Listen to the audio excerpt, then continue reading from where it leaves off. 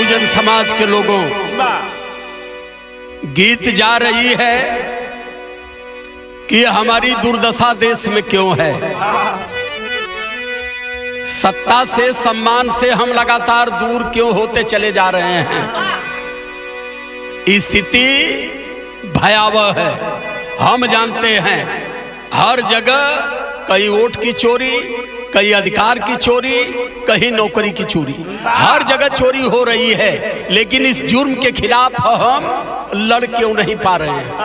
इसका मुख्य कारण क्या है? आवा बाबू,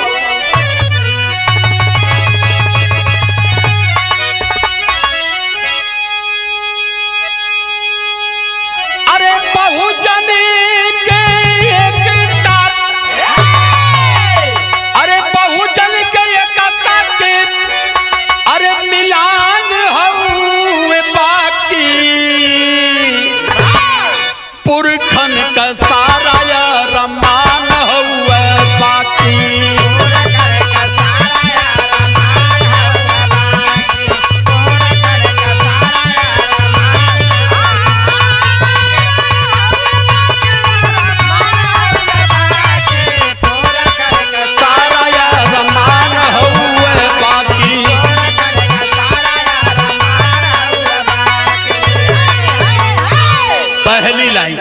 पहली लाइन कह रही है, अरे 6000 जातिया में सूत्रिया लगैल, अरे भारी ऊंच नीच वाला भीतिया उठवल,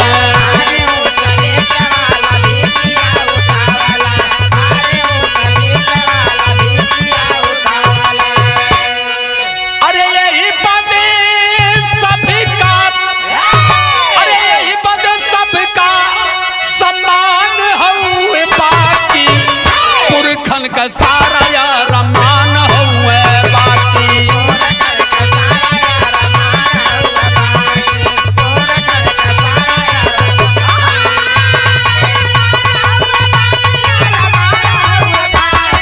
पुरखन का सारा रमान हुए,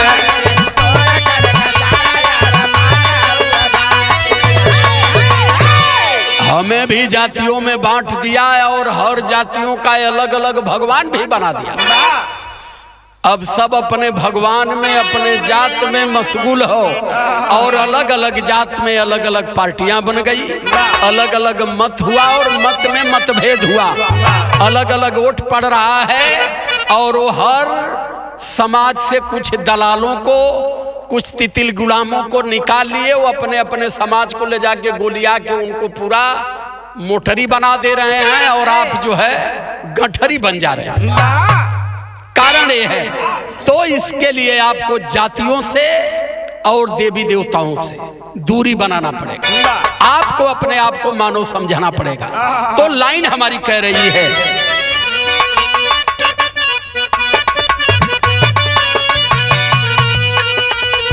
अलग अलग जात के बनवल भगवान हो, अरे अलग अलग जात के बनवल भगवान हो, अपने भगवान के उ सबसे महान हो।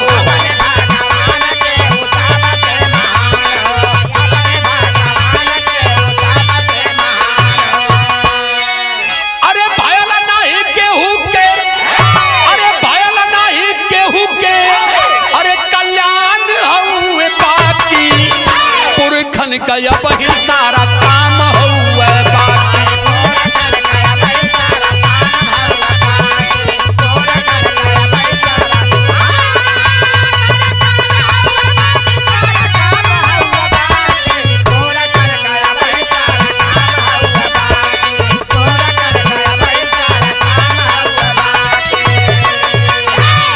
हमारे पुरखे चाहते थे कि देश में समता हो, समानता हो, बंधुत्व हो, भाईचारा हो, नैतिकता हो, प्रेम हो, भाव हो, सद्भाव हो। लेकिन जातियां इस भाव से हमें दूर कर दिया।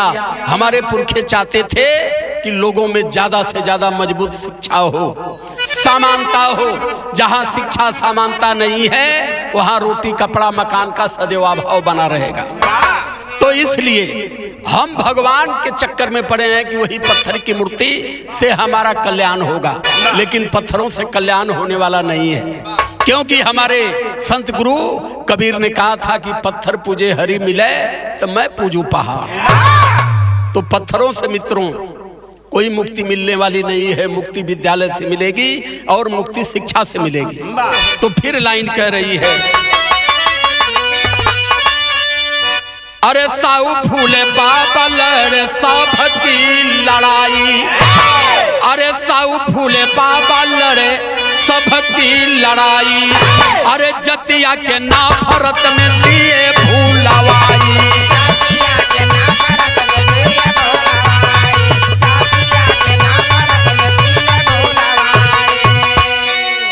अरे यही बातें उठी है, अरे यही बातें उठी है, तूफान हुए बाकी पुरखन का सारा यार मान हुए बाकी, पुरखन का सारा यार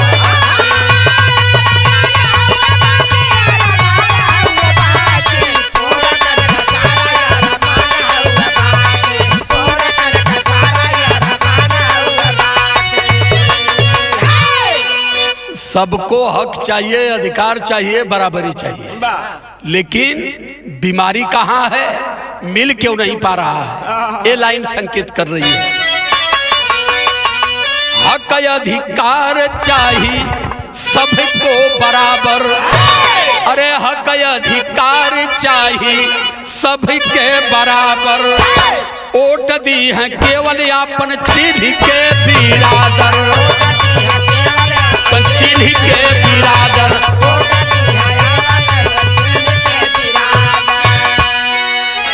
अरे एक जगह पढ़ना, अरे एक जगह पढ़ना, अरे मतदान हुए बाकी पुरखन का सारा यार मान हुए बाकी।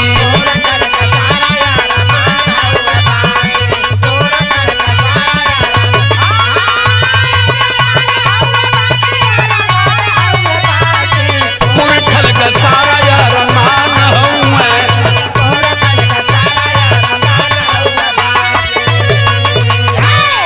जब तक एक जगह मतदान नहीं होगा, सारे लोग एक जगह नहीं होंगे, तब तक इन पाखंडियों से लड़ाई संभव नहीं है। इनसे लड़ना है तो पहले संत गुरु महापुरुषों की विचारधारा पर अध्ययन करना पड़ेगा। उन लोगों ने हमें सत्ता और शासन में आने के लिए कौन कौन सा मंत्र दिया था। बाबा साहब अम्बेडकर ने 14 अक्टूबर 56 को एक बात कह गए थे कि भारत की पार्लियामेंट को कब्जा करना है तो 3 काम छोड़ना पड़ेगा। पहला काम, मंदिर की मूर्तियों से मुक्ति खोजना बंद करना पड़ेगा। दूसरा काम, पत्रे से, पंडित जी के पत्रे से जोग नक्षत्र दिखाना बंद करना पड़ेगा। और तीसरा काम, घर में लीलावती और कलावती की कथा सुनना बंद करना पड़ेगा। ये 3 काम अगर आपने त्याग दिया तो भारत की पार्लियामेंट आपकी होगी और आप भारत के शासक हो गए। अगर ये 3 काम नहीं छोड़ पाए तो कभी भारत की राज सत्ता मिलने वाली नहीं है। चाहे जितना मन कर हरिद्वार घूमा, कुंभ घूमा, बद्रीनाथ जा, कहीं से कुछ होने वाला नहीं। आखिरी लाइन है,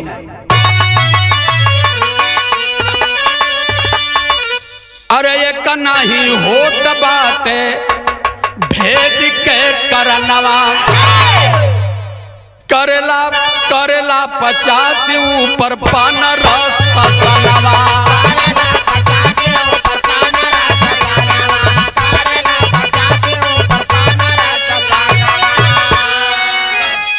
अरे बेदना सहाय के, बेदना सहाय के सूरज भान हुए बाकी पुरखन गया बहिनिया रमान हुए बाकी।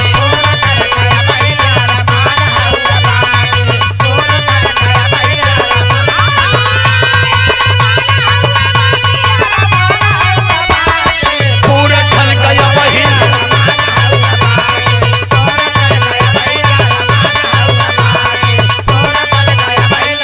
मान हुए बाकी।